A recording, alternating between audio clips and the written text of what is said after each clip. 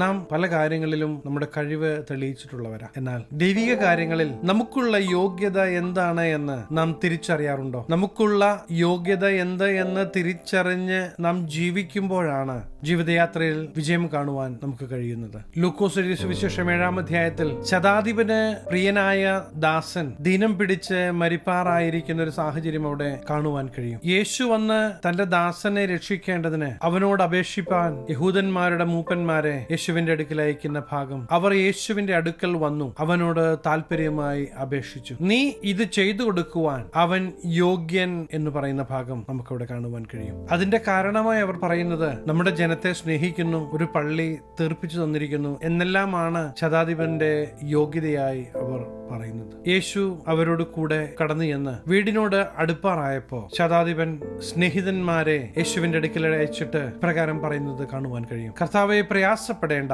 നീ എന്റെ പുരയ്ക്കകത്ത് വരുവാൻ ഞാൻ പോരാത്തവൻ, അതുകൊണ്ട് നിന്റെ അടുക്കൽ വരുവാൻ യോഗ്യൻ എന്ന് എനിക്ക് തോന്നിയിട്ടില്ല. ഒരു വാക്ക് കൽപ്പിച്ചാൽ ബാല്യക്കാരന് സൗഖ്യം വരും എന്ന് പറയുന്ന ഭാഗം അവിടെ കാണുവാൻ കഴിയും. ഇവിടെ ശ്രദ്ധിക്കേണ്ട രണ്ട് കാര്യമാണ്. ഒന്ന്, ശതാധിപൻ യോഗ്യനാണ് എന്ന് പറയുന്ന ഒരു സമൂഹവും യേശുവിന്റെ മുമ്പാകെ കടന്നു വരുവാൻ താൻ യോഗ്യനല്ല എന്ന് ശതാധിപൻ പറയുന്ന ഒരു ഭാഗവും. ഇതിൽ നിന്ന് നാം മനസ്സിലാക്കേണ്ടത് യേശുവിന്റെ മുമ്പാകെ കടന്നു വരുവാൻ പോലും ശതാധിപൻ തന്നെ അയോഗ്യനായി കാണുകയാണ്. പക്ഷേ ഒരു കാര്യം ശതാധിപൻ അറിയാം, അധികാര ശക്തിയിൽ ചലിക്കുന്ന ഒരു അഭിഷേകമുണ്ട്, യേശുവിന്റെ വാക്കിനു പോലും ശക്തിയുണ്ട് എന്ന് ശതാധിപൻ തിരിച്ചറിയുകയാണ്. പ്രിയദൈവത്തിലെ മറ്റുള്ളവരെല്ലാം നമ്മുടെ യോഗ്യതകൾ കണ്ട് നമ്മെ പുകഴ്ത്തുമ്പോൾ ദൈവസന്നിധിയിൽ കടന്നു വരുവാൻ പോലും യോഗ്യതയില്ലാതെ ഇരുന്ന നമ്മെ കാൽവറി ക്രൂശിലെ യാഗത്താൽ യോഗ്യതയുള്ളവരാക്കിയെങ്കിൽ നമ്മുടെ ജീവിതയാത്രയിൽ നമുക്ക് പുകഴുവാൻ ഒന്നുമില്ല എന്ന് നാം തിരിച്ചറിയുമ്പോൾ, ദൈവമേ, ഞാനിത് അങ്ങയുടെ കരത്തിലേക്ക് എന്നെ തരുന്നു, എനിക്ക് പുകഴുവാൻ ഒന്നുമില്ലപ്പാ എന്ന് പറഞ്ഞ് ഏൽപ്പിച്ചു കൊടുക്കുമ്പോൾ, ഞാനുണ്ട് മകനെ, ഞാനുണ്ട് മകളെ എന്ന് പറയുന്ന ദൈവശബ്ദം നമുക്ക് കേൾക്കുവാൻ കഴിയും. ദൈവ സാന്നിധ്യത്തിൽ നമ്മുടെ ജീവിതം നമുക്ക് മുന്നോട്ട് നയിക്കുവാൻ കഴിയും. ഇവിടെ ഇസ്രായേലിൽ കൂടെ ഇങ്ങനെയുള്ളൊരു വിശ്വാസം കണ്ടിട്ടില്ല എന്ന് പറയുന്ന യേശുവിന്റെ വാക്കുകൾ ശതാധിപന് ദൈവത്തിലുള്ള വിശ്വാസത്തെ നമുക്ക് മനസ്സിലാക്കി തരുന്നതാ. പലപ്പോഴും നമ്മുടെ പ്രാർത്ഥനകൾ ഇന്ന കാര്യങ്ങളെല്ലാം ഞാൻ ചെയ്തു, അതുകൊണ്ട് ദൈവമേ ഇത് അങ്ങനെക്ക് ചെയ്തു തരണം, അങ്ങനെയല്ലേ നാം പ്രാർത്ഥിക്കാറുള്ളത്. നാം ഒരു കാര്യം മനസ്സിലാക്കുന്നില്ല, നാം ചെയ്തു എന്ന് പറയുന്നത് പോലും നമ്മുടെ കഴിവ് കൊണ്ടല്ല നാം ചെയ്തത്, ദൈവം സഹായിച്ചത് കൊണ്ടാണ് നാം അത് ചെയ്തത് എന്ന് മറന്നു പോകില്ല. അങ്ങനെയെങ്കിൽ അപ്പാ, പുകഴുവാൻ ഒന്നുമില്ല, അങ്ങയുടെ കരത്തിലേക്ക് എന്നെ ഏൽപ്പിച്ചു തരുന്നു എന്ന് നമുക്ക് പറയുവാൻ കഴിയുമ്പോഴാണ് യഥാർത്ഥത്തിൽ സ്വർഗം സന്തോഷിക്കുന്നത്. ദൈവത്തോട് അടുത്ത് വരുമ്പോ പലപ്പോഴും നാം ദൈവത്തെ പഠിപ്പിക്കുന്ന ഒരു രീതിയാണ് എങ്കിൽ അതിന് ഇന്നൊരു മാറ്റം വേണം. എന്നിട്ട് അപ്പാ, എന്നോട് സംസാരിക്കണമേ എന്ന് പറയാൻ തുടങ്ങണം. അയോഗ്യമായിരുന്ന നമ്മെ യോഗ്യതയുള്ളവരാക്കിയെങ്കിൽ ഈ യേശു ക്രിസ്തുവിലല്ലാതെ നമുക്ക് പുകഴുവാൻ ഒന്നുമില്ല. ദൈവസന്നിധിയിലേക്ക് അടുത്ത് വരുമ്പോ ഇന്ന് മകനും മകളുമായിട്ടാണ് ദൈവം നമ്മെ കാണുന്നത്. അതുകൊണ്ട് ഒരു യാചകനെ പോലെ ദൈവത്തോട് സംസാരിക്കുന്നതിലുപരി ഒരു പിതാവിനോട് സംസാരിക്കുന്ന രീതിയിൽ നാം ദൈവത്തോട് സംസാരിക്കണമെന്ന് ദൈവം ആഗ്രഹിക്കുകയാണ്. നമ്മെ വില കൊടുത്ത് വാങ്ങി സ്വന്തം മകനാക്കി മകളാക്കി തീർത്തതിന് ശേഷം വീണ്ടും നമ്മുടെ സംസാരം ഒരു യാചകനെ പോലെയാണ് എങ്കിൽ തീർച്ചയായും ഈ ദൈവം സന്തോഷിക്കുകയില്ല. ഇന്ന് നമ്മുടെ യോഗ്യത തിരിച്ചറിഞ്ഞിട്ട് വേണം ഈ ദൈവത്തോട് നമുക്ക് അടുത്ത് വരുവാൻ. അതുപോലെ തന്നെ നമ്മുടെ യോഗ്യത തിരിച്ചറിഞ്ഞിട്ട് വേണം ശത്രുവിന്റെ തന്ത്രങ്ങളോട് കൽപ്പിക്കുവാൻ. ശതാധിപൻ ഞാനും അധികാരത്തിന് കീഴിലുള്ള മനുഷ്യൻ, ഞാൻ ഒരുവനോട് വരിക എന്ന് പറയുമ്പോൾ അവൻ വരുന്നു, പോക എന്ന് പറയുമ്പോൾ പോകുന്നു, എന്റെ ദാസനോട് ഇത് ചെയ്യുക എന്ന് പറഞ്ഞാൽ അവനത് ചെയ്യുന്നു. അതുപോലെ തന്നെ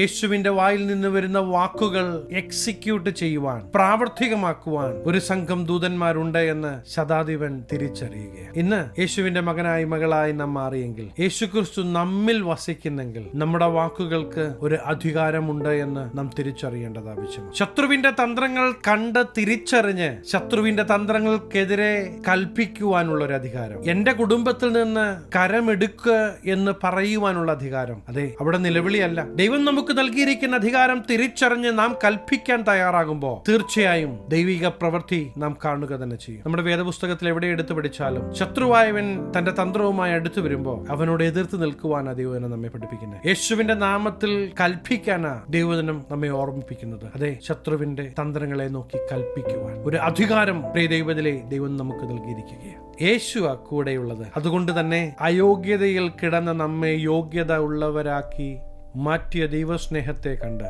നാം നമ്മെ തന്നെ ദൈവസന്നിധിയിൽ ഏൽപ്പിച്ചു കൊടുക്കുന്നതോടൊപ്പം ശത്രുവിനോട് എതിർത്ത് നിൽക്കുവാൻ നമുക്ക് കഴിയണം. അവൻ നമ്മെ വിട്ട് ഓടിപ്പോകുന്നത് നമുക്ക് കാണുവാൻ കഴിയും.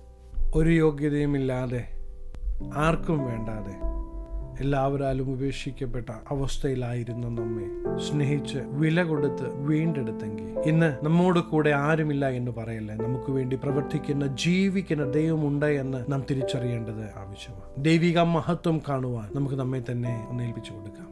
ദൈവത്തോട് ചേർന്ന് ജീവിക്കുമ്പോൾ ശത്രുവിന്റെ തന്ത്രങ്ങളെ തിരിച്ചറിയുവാനുള്ളൊരു കഴിവ് ദൈവം നമുക്ക് നൽകും. അത് മാത്രമല്ല, അതിനോട് എതിർത്ത് നിൽക്കുവാൻ, ദൈവിക വിജയം കാണുവാൻ ഈ ദൈവം നമ്മെ സഹായിക്കും. യേശു എനിക്ക് വേണ്ടി വില കൊടുത്ത് എന്നെ വിലയ്ക്ക് വാങ്ങി എന്നെ സ്നേഹിക്കുന്നു എന്ന തിരിച്ചറിവാണ് നമ്മെ യോഗ്യതയുള്ളവളായി കണക്കാക്കുവാൻ നമുക്ക് കഴിയുന്നത്. ജീവിതയാത്രയിൽ ആരും കൂടെ ഇല്ലെങ്കിലും നിങ്ങളെ അറിഞ്ഞ് സ്നേഹിക്കുന്ന യേശുവിന്റെ മുഖത്തേക്ക് നോക്കാൻ തയ്യാറാണെങ്കിൽ തീർച്ചയായും ദൈവത്തിന്റെ പ്രവൃത്തി നിങ്ങൾ കാണും. നമ്മെ വില കൊടുത്ത് ദൈവം വാങ്ങിയെങ്കിൽ ഈ ദൈവത്തിന് യോഗ്യമാവണ്ണം ജീവിക്കുക എന്നത് നമ്മുടെ ഉത്തരവാദിത്വവും നമ്മുടെ കടമയുമാണ്. അതുകൊണ്ട് തന്നെ ദൈവത്തെ വിഷമിപ്പിക്കുന്ന ഒരു കാര്യങ്ങളിൽ ഇടപെടാതെ, ദൈവത്തിന് വിഷമമാകുമെന്ന് നമുക്ക് മനസ്സിലാകുന്ന കാര്യങ്ങളിൽ നിന്ന് വിട്ടുനിന്ന് നാം ആയിരിക്കുന്ന ദേശങ്ങളിൽ ദൈവത്തിന്റെ മഹത്വം വെളിപ്പെടുത്തണമെന്ന് ദൈവം നമ്മെക്കുറിച്ച് ആഗ്രഹിക്കുകയാണ്. സാഹചര്യങ്ങൾ എന്തു തന്നെയാണെങ്കിലും എല്ലാ സാഹചര്യങ്ങളുടെ നടുവിലും ഈ ദൈവത്തിന് പ്രവർത്തിക്കുവാൻ കഴിയുമെന്ന് മറന്നുപോകില്ല.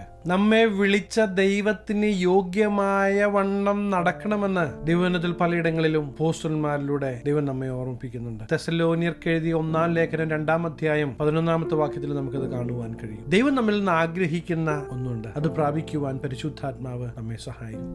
പ്രിയ ദൈവത്തിലെ, നമ്മെ വില കൊടുത്ത് വാങ്ങിയ, നമ്മെ സ്നേഹിക്കുന്ന ദൈവത്തിന് യോഗ്യമായ വണ്ണം ജീവിക്കുവാൻ നിങ്ങൾ തയ്യാറാണെങ്കിൽ പരിശുദ്ധാത്മാവ് തീർച്ചയായും നിങ്ങളെ സഹായിക്കും. ഞാൻ നിങ്ങൾക്ക് വേണ്ടി പ്രാർത്ഥിക്കുവാൻ ആഗ്രഹിക്കുകയാണ്. കണ്ണുകളെ അടയ്ക്കാം, പ്രാർത്ഥിക്കാം. മഹാപരിശുദ്ധനായ ഞങ്ങളുടെ സ്വർഗീയ പിതാവേ, എന്നോടൊപ്പം ചേർന്ന് പ്രാർത്ഥിക്കുന്ന ദൈവജനത്തെ അങ്ങയുടെ തൃക്കരങ്ങൾ തരികയാണ്. ദൈവത്തിന് യോഗ്യമാവണ്ണം ജീവിപ്പാൻ ഇവരെ അങ്ങ് സഹായിക്കുമാറാകണം. എല്ലാ മേഖലകളിലും പരിശുദ്ധാത്മാവിന്റെ ഒരു വലിയ നിയന്ത്രണം ഇവർ അനുഭവിക്കട്ടെ. ദൈവമഹത്വം ഇവർ കാണട്ടെ. ദൈവിക സാന്നിധ്യം ഈ ജനം ഇവരുടെ ജീവിത മേഖലകളിൽ അനുഭവിച്ചറിയട്ടെ. അനുഗ്രഹിച്ചു പ്രാർത്ഥിക്കുന്നു. അനുഗ്രഹമാകട്ടെ. സകലമാനം മഹത്വം അങ്ങേക്ക്, സകലവും യേശു ക്രിസ്തുവിന്റെ നിസ്തുല്യ നാമത്തിൽ തന്നെ.